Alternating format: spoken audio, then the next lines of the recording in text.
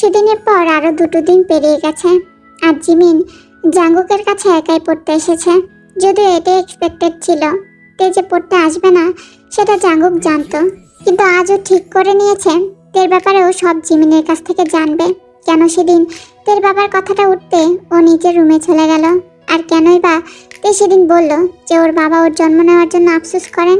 এই 2 দিন অপেক্ষা করেছে জাঙ্গুক জিমিনের সাথে কথা বলার, কিন্তু সেই সুযোগ সে পায়নি। কলেজে আলাদা করে কথা বলাটা ঠিক হতো না, তার উপর কলেজে সবসময় তে জিমিনের সঙ্গে থাকে, তাই কথা বলতে গেলে তে প্রশ্নের মুখোমুখি হতে হতো। কিন্তু আজ জিমিন একা পড়তে আসায় ওর বেশ সুবিধাই হয়েছে। তে বসে আছে নিজের বিছানায়, বালিশটা হাতে শক্ত করে ধরে আছে, তবুও হাত দুটো কাঁপছে, চোখ জোড়া বন্ধ করে রেখেছে, কিন্তু গাল বেয়ে অনবরত পানি পড়ছে। শরীরটা যেন অসাড় হয়ে আছে, কোনো শক্তি নেই, পুরো শরীর ঘামে ভিজে গেছে। শুধু কাদার কারণে কিছু সময় অন্তর অন্তর শরীরটা কেঁপে কেঁপে উঠছে। আবারও সেই স্বপ্নটা তে কেমন অসাড় করে তুলেছে। 2 দিন বাদে পরীক্ষা, তাই কাল সারা রাত জেগে পড়েছে। তারপর সকালে একটু ফ্রেশ হয়ে আবারও পড়তে বসেছিল, কিন্তু সারা রাত জাগার কারণে চোখ জোড়া বারবার বিশ্রাম চাইছিল। দুপুর অব্দি চোখ দুটোকে খুলে রাখার চেষ্টা করলেও শেষে আর না পেরে গোসল সেরে দুপুরের খাবারটুকু খেয়েই বিছানায় ক্লান্ত শরীরের ভাতটুকু ছেড়ে দিল। বেশিক্ষণ লাগেনি 2 চোখের পাতায় ঘুম আসতে, কিন্তু সেই স্বপ্নটা ওকে বেশিক্ষণ ঘুমিয়ে থাকতে দেয়নি। আবারও সেই এলোচলে মেয়েটা দৌড়ে চলেছে পাহাড়ি পথ ধরে, পেছনে কিছু লোক। আবারও ওদের হাত থেকে বাঁচতে একটা কটেজের পেছনে বড় বড় গাছের আড়ালে মেয়েটা লুকিয়ে থাকা, আর তারপর সেই অবয়বটা এসে মেয়েটার মুখ চেপে ধরা। এমনিতেই সেদিন জাঙ্গুকের হঠাৎ করে ওর বাবার প্রসঙ্গ তোলার কারণে ওর মনটা ভীষণ খারাপ ছিল, তাই পুরো মনটা ও পড়াশোনা লাগানোর চেষ্টা করছিল। কিন্তু আবারও সেই স্বপ্নটা ওকে এসে নাড়িয়ে দিয়ে গেল। মনের মধ্যে অজানা ভয়টা যেন দিন দিন কেমন বেড়েই চলেছে। কেন বারবার দেখে এই স্বপ্নটা? স্বপ্নের মেয়েটার মুখটা ভীষণ অস্পষ্ট, মাথায় হাত দিয়ে বসে থাকেতে। কবে এই স্বপ্নটা থেকে মুক্তি পাবে ও ভেবে পায় না। জিমিন পড়তে এসেছে কিছুক্ষণ হলো। জাগুক পড়ার ঘরটায় গিয়ে দেখলো জিমিন বই খুলে বসে আছে, কিন্তু মন অন্যদিকে, যেন কিছু একটা নিয়ে ভেবে চলেছে। আসলে তের এভাবে হঠাৎ করে জাগুকের কাছে পড়তে আসা বন্ধ করে দেওয়াতে জিমিন বেশ অবাক হয়। এর কারণটা তের কাছে জানতে চাইলেও ও বলেনি, তাই অনেকবার চেষ্টা করেছে জাঙ্গুক স্যারকে জিজ্ঞাসা করতে, কিন্তু সেটাতেও যেন দ্বিধাবোধ হচ্ছে। জাঙ্গুক গিয়ে জিমিনের সামনে বসলো, তারপর জিমিনকে খাতা বের করে লাস্ট টাইম কিছু সাজেশন নোট ডাউন করতে বলল। কিছুক্ষণ পর লেখা শেষ হলে হঠাৎ করে জাঙ্গুক কিছুটা দ্বিধাগ্রস্ত হয়ে জিমিনকে বলল, জিমিন, তোমাকে কিছু কথা জিজ্ঞাসা করার ছিল। জিমিন প্রথমটায় ভীষণ অবাক হয়। কি এমন কথা যেটা বলতে স্যার এতটা দ্বিধাবোধ করছেন? তাহলে কি আমি যেটা ভাবছিলাম সেটাই ঠিক? তে পড়তে না আসার কারণ কি জাঙ্গুক স্যার? আর জাঙ্গুক স্যার হয়তো সেটা নিয়ে কথা বলতে চাইছেন। এগুলো মনে মনে ভাবলেও মুখে বলল, হ্যাঁ স্যার বলুন। না আসলে আমি তেয়ংয়ের ব্যাপারে কিছু জানতে চাই। আমি জানি কারো ব্যক্তিগত জীবন নিয়ে জিজ্ঞাসা করাটা ঠিক নয়, কিন্তু আমার মনে অনেকদিন ধরে কিছু প্রশ্ন ঘুরছে।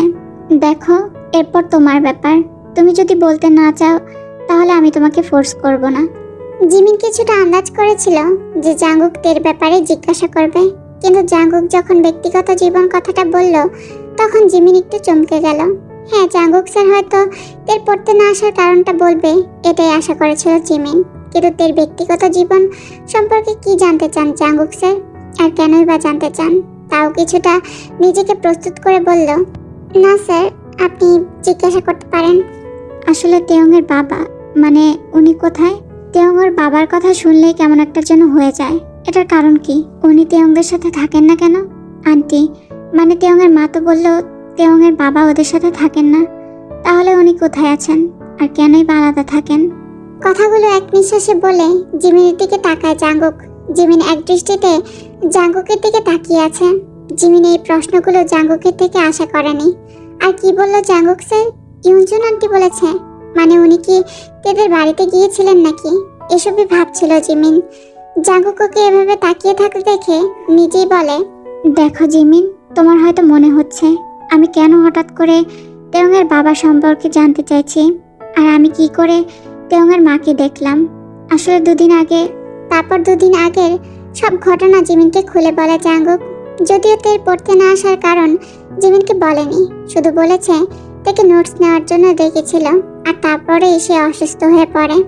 আর তারপর থেকে যা হয়েছে, অর্থাৎ থেকে বাড়ি পৌঁছে দেওয়ার পর তের বাড়িতে যা হয়েছে সব বলে।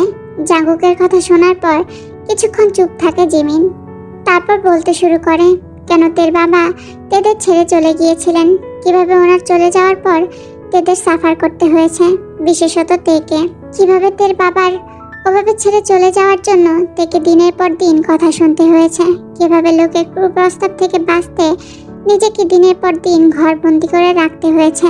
এসব শোনার পর জাঙ্গুক স্তব্ধ হয়ে যায়। জিমিনও এসব কথা বলতে গিয়ে ওর চোখের কোণা দিয়ে পানি পড়তে শুরু করে। হাত দিয়ে চোখের পানিটা মুছে আবারও জিমিন বলে, জানেন তো স্যার, প্রথম যখন ওকে কলেজে দেখেছিলাম মেয়েটা সবার থেকে আলাদা ছিল। বলছি কেন, এখনো আছে। ওর সাথে বন্ধুত্ব করার জন্য কম কাঠখড় পোড়াতে হয়নি। কারোর সাথে কথা বলতো না, কেমন যেন নিজেকে আড়াল করে রাখার চেষ্টা করত। আর এই কারণেই ওর প্রতি কিউরিওসিটিটা বেড়ে গিয়েছিল। প্রথম তো ওর সাথে কথা বলতে গেলে ও এমন ব্যবহার করত যেন ওর আশেপাশে আমি নামের মানুষটাই নেই। কিন্তু আমিও ভীষণ জেদি, তাই ওর পেছনে জোকের মতো চিপকে থাকতাম, কারণ আমার এই মিথ্যে বন্ধুত্বের ভিড়ে একমাত্র ওই মেয়েটাকে সত্য বলে মনে হয়েছিল। তারপর একদিন ও আমার জেদের কাছে হার মানলো, বন্ধুত্ব হলো আমাদের। ধীরে ধীরে আমি ওর ব্যাপারে সব জানতে পারলাম, নিজেকে সবার থেকে আড়াল করে রাখার কারণটাও জানতে পারলাম। ধীরে ধীরে বুঝতে পারলাম এই চুপচাপ শান্ত ভীত মেয়েটার আড়ালে কত কষ্ট লুকিয়ে আছে। জিমিন কিছুক্ষণ চুপ থেকে আবার বলে, ওর কথা আমি বাড়িতে বলার পর মা বাবা ওকে দেখার জন্য উৎসুক হয়ে ওঠে। যেদিন প্রথম ওকে আমি আমার বাড়িতে নিয়ে গেলাম আর আমার মা বাবা ওকে জড়িয়ে ধরে বলল, তুই আমার আরেকটা মেয়ে, সেদিন যদি ওর চোখ জোড়া দেখতেন। আমি খুব কমই ওকে খুশি হতে দেখেছি, কিন্তু সেদিন যেন ওর নিজের বাবা ছেড়ে চলে যাওয়ার দুঃখ আর আমার বাবাকে নিজের বাবার জায়গায় বসানোর আনন্দ একসাথে মিলেমিশে এক হয়ে গিয়েছিল। ছোটবেলা থেকে বাড়ির পরিবেশের সাথে মেলামেশাই করেনি, স্কুলেও তো নাকি সেরকম কোনো বন্ধু ছিল না। জিমিন কথাগুলো বলার পর মুখে একটু হাসি এনে বলে, মাঝে মাঝে আমার ভীষণ হাসি পায়। আমি ওর সাথে বন্ধুত্ব করতে ওর পেছনে এত ঘুরেছি যে ওর জায়গায় যদি কোনো ছেলে থাকতো তাহলে হয়তো এতদিনে পটে যেত আর আমার বিয়েও হয়ে যেত। কথাটা বলেই জাঙ্গুকের দিকে তাকিয়ে জিভ কাটে জিমিন। এতক্ষণ বকবক করলেও শেষের কথাগুলো বলে লজ্জায় পড়ে যায় জিমিন। কোনো বন্ধু বা সুগা থাকলে হয়তো এতটা লজ্জা পেত না, কিন্তু স্যারের সামনে এসব বলে ফেলাতে মাথা কাটা যাচ্ছে। আর জাঙ্গুক তোর কথা শুনে হেসে ফেলে। সময় কি ওটা আমি আজকে পর্যন্তই, আর বাসায় একটু প্রবলেম থাকার কারণে পর্বটা একটু ছোট হয়েছে আর তার জন্যই দিতে দেরি হলো, তো তার জন্য আমি সরি।